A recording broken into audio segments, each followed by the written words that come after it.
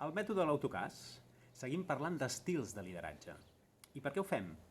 Doncs perquè partim de la premissa que no hi ha un únic estil de lideratge que sigui el bo i sigui l'adequat, sinó que situacions diferents, entorns diferents, equips diferents, persones diferents, requereixen d'un tipus de lideratge a la mida. I per tant, en la mesura en què tenim més possibilitats, és més fàcil que acompanyem, que liderem de manera adequada, de manera efectiva.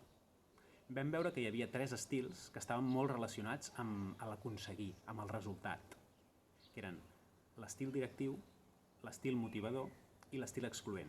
Avui entrarem una mica a perfilar quin és l'estil motivador, com tendeixen a comportar-se les persones que lideren d'aquesta manera, quines idees d'ells i del món tenen que els porten a actuar d'aquesta manera, i donarem un petit avís per navegants per veure si ara mateix aquesta intervenció és la més adequada.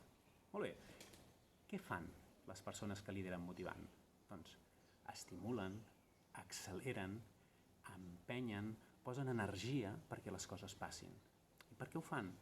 Doncs perquè per a aquestes persones aconseguir és molt important.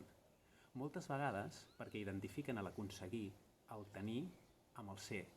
I per tant, si no aconsegueixo alguna cosa, no sóc valuós. Si els altres no arriben a això, no són valuosos.